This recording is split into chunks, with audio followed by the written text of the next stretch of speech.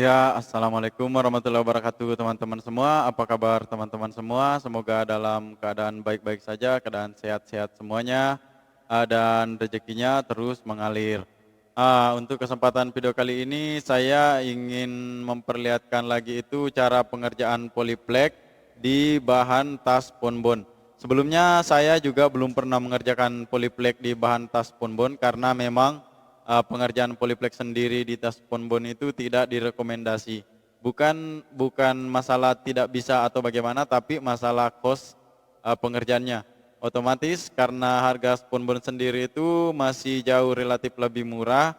Jadi kalau misalkan kita sablon menggunakan bahan polyplek, otomatis costnya pasti jauh lebih di atas. Jadi saya lebih merekomendasi untuk pengerjaan tas ponbon itu tas yang berbahan sponbon itu menggunakan sablon rubber. Maksud saya sablon manual yang berbasis tinta rubber. Jadi untuk pengerjaan kali ini saya uh, hanya ingin memperlihatkan kepada teman-teman apakah tas sponbon yang berbahan sponbon itu bisa disablon menggunakan polyplek atau tidak bisa.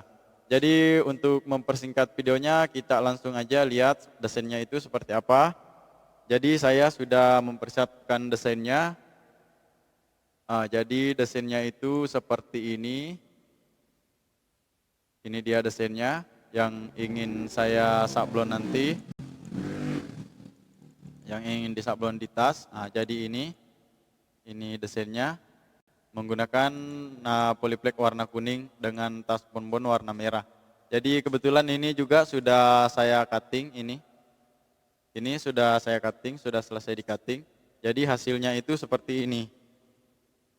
Ini yang sudah saya cutting dan sudah dikupas. Jadi penempatannya nanti seperti ini, sablonnya nanti seperti ini.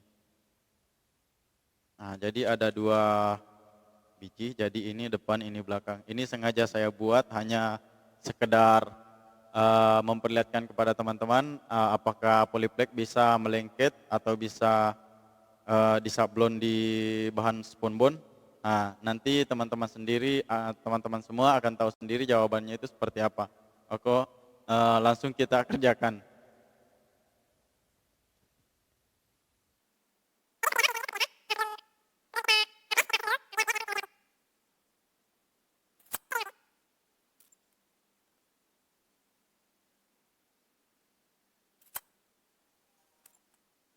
Di press baru 1 kali.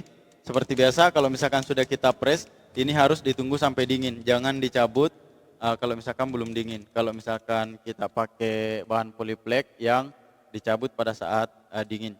Jadi untuk bahan sponbon sendiri, saya kalau misalkan memang ada yang masih ngotot mau nyablon polyplek di bahan sponbon, jadi saya mungkin sedikit rekomendasi, sedikit arahan atau sedikit masukan. Jadi ini kan biasanya saya menggunakan 15 detik. Sedangkan di bahan sponbon sendiri ini sepertinya dia nggak tahan di 15 detik. Jadi ini 15 detiknya ini dia sudah mengkilap seperti ini. Dia sudah mengkilap seperti ini. Jadi saya sarankan mengurangi 5 detik. Jadi cukup 10 detik biar sponbonnya nggak terlalu hangus. Jadi seperti ini. Jadi saya untuk suhu tetap 160, tapi durasi waktunya dikurangi menjadi 10 detik. Jadi ini sudah yang di sablon pertama, kita kupas, mari kita lihat.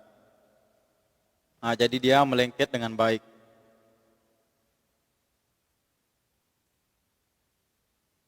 Jadi ini sablonnya melengket dengan sangat baik. Namun tetap setelah di press pertama untuk menambah ketahanan sablonannya harus di press kedua setelah dikupas. Untuk press keduanya sendiri ini saya rekomendasi cukup 5 detik aja. Jangan terlalu lama supaya tidak terlalu merusak bahannya. Cukup 5 detik. Ini di hasilnya, ini 5 detik, ini bahannya sudah mengkilap tapi tidak rusak. Kemudian ini lagi sisi sebelahnya, cukup 5 detik. Dan ini sudah selesai dan hasilnya seperti ini. Untuk detail hasilnya mungkin bisa saya lebih dekat. Jadi desainnya seperti ini, detailnya seperti ini. Ini melengket sangat baik. Sekali lagi saya tekankan kepada teman-teman semua, kalau misalkan mau sablon bahan spunbone seperti ini, saya lebih merekomendasikan kalau misalkan teman-teman menggunakan sablon dengan tinta rubber. Jangan memakai polyplek. Di samping cost-nya bisa naik, ini polyplek juga bisa merusak pada saat kita press. Apalagi kalau misalkan pressnya terlalu panas. Jadi hasilnya seperti ini.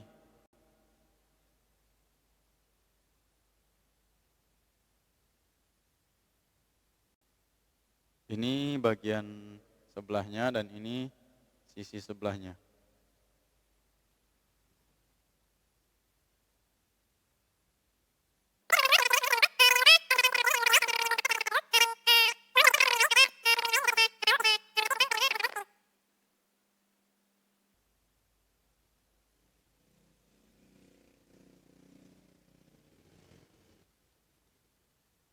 Oke, saya rasa cukup sampai di sini. Terima kasih banyak semuanya sudah menonton.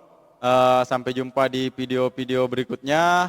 Saya akhiri. Assalamualaikum warahmatullahi wabarakatuh.